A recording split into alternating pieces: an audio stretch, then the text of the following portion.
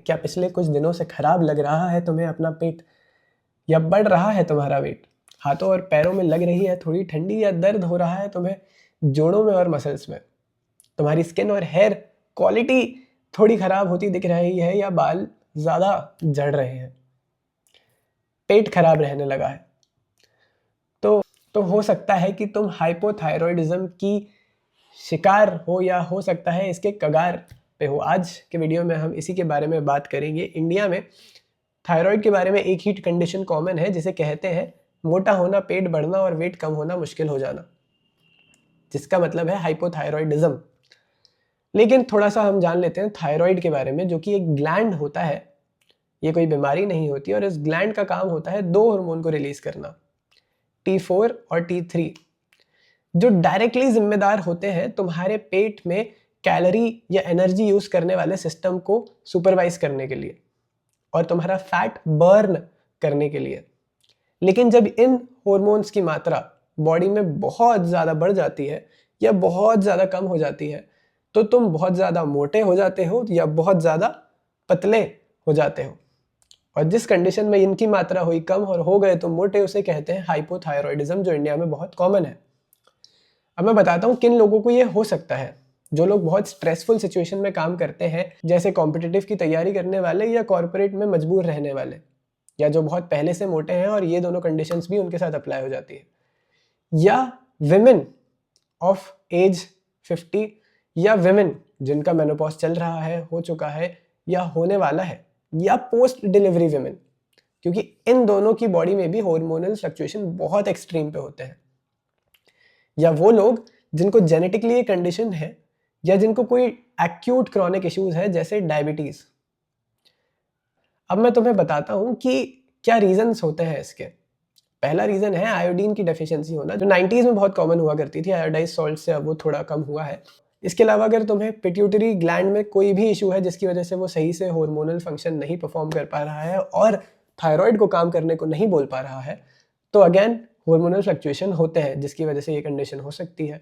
अगली कंडीशन है कुछ मेडिकेशंस, या तुमने अगर पहले कोई थायराइड की सर्जरी करवाई हुई हो इस ग्लैंड की। अब मैं तुम्हें बताता हूँ कि मेजर गलतियां जो लोग करते हैं इस कंडीशन में, वो है कि ये सारे साइंस, जहाँ पेट खराब है, सांस चढ़ रही है, दर्द रहने लगा है और पेट भी निकलने लगा है, बहुत वक्त तक इग्नोर करते हैं और फिर ये कंडीशन अराइज हो जाती है।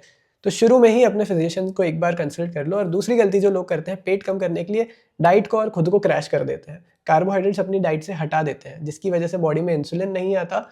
भरपूर मात्रा में होना बहुत ज़रूरी है इंसुलिन, जो कि आपके T3 और T4 जो हार्मोन है उनके फंक्शन को करने में बहुत ज़्यादा हेल्प करता है। उसके बिना बॉडी में इनका काम अच्छे से हो नहीं पाता, और बॉडी कैलोरी या फैट बर्न करने की जगह स्टोर करती है, जिसकी वजह से तुम मोटे हो जाते हो और बाकी सिचुएशन और बाकी साइड इफ़ेक्ट्स भी होते हैं।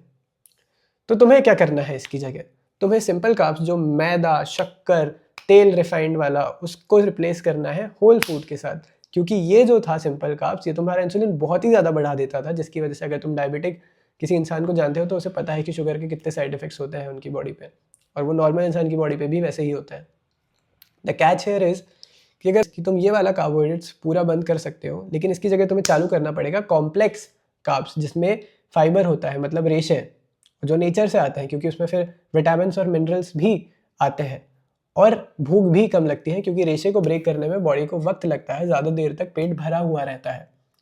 लेकिन कार्ब्स कट करने के साथ एक और गलती जो है जो लोग करते हैं, अपनी डाइट में बहुत ज़्यादा वेजिटेबल ऐड कर लेना, फैट को इग्नोर कर देना, जिसकी वजह से मेन वेजिटेबल जो वो ऐड करते हैं वो है ब्रोकली, हेल्दी समझ के। और वो ब्रोकली और उसकी फैमिली की फूल गोभी, पत्ता गोभी, पत्ता गोभी T3 और T4 जो हार्मोन है उसे सप्रेस करने में बहुत ज़्यादा कारगर होते हैं। यानी कि अगेन थायराइड का फंक्शन आपने खराब करना चालू कर दिया है, कम करना चालू कर दिया है, सप्रेस करना चालू कर दिया है, और कैलोरी बर्न होने की जगह कैलोरी स्टोर होने लग जाएगी और तुम अगेन मोटे होने लग जाओगे। तो तुम्हें ये भी नहीं ऐड करनी है, ये हटानी है तुम्हारी डाइट में। इसे गोइटरोजेनिक कहा जाता है, तो ये तुम नहीं रख सकते। लोग फैट्स और डेयरी भी हटा देते हैं जहाँ से प्रोटीन आता है, तो तुम्हें प्रोटीन अपनी डाइट में रखना पड़ेगा, क्योंकि प्रोटीन जो तुम्हारा मसल मास है एग्जिस्टिंग, उसे बर्न होने से बचाएगी, मसल पेन वेन जो हो रहा था उसमें भी रिलीफ करने में हेल्प करेगा, साथ ही साथ तुम्हारा जो मसल का साइज है उसे बढ़ाने में भी हेल्प कर सकता है।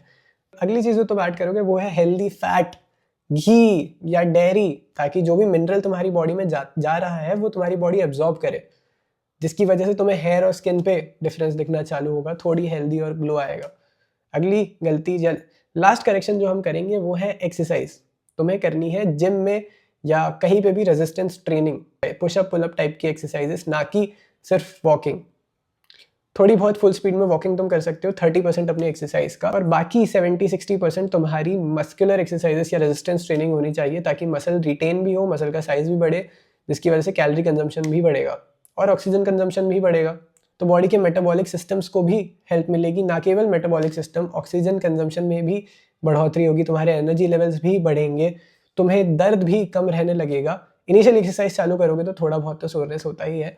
इसके अलावा भी तुम्हें बहुत सारे बेनिफिट्स देखने को मिलेंगे, जैसे बॉडी का टेम्परेचर मैनेजमेंट भी सही हो जाएगा, ठंड लगना तुम्हें थोड़ी कम हो जाएगी, और स्किन और हेयर क्वालिटी में डिफरेंस तो दिखेगा ही अगर बॉडी में ज़्यादा ऑक्सीजन होगा, ज़्यादा हीमोग्लोबिन भी जाएगा तो। खैर, आई होप मैंने थोड़ी वैल्यू आज के वीडियो में ऐड करी होगी। अगर तुम्हें कोई डाउट है तो कमेंट्स में पूछ सकते हो। मैं तुम्हें मिलूंगा अगले वीडियो में, तब तक अपना ध्यान रखो।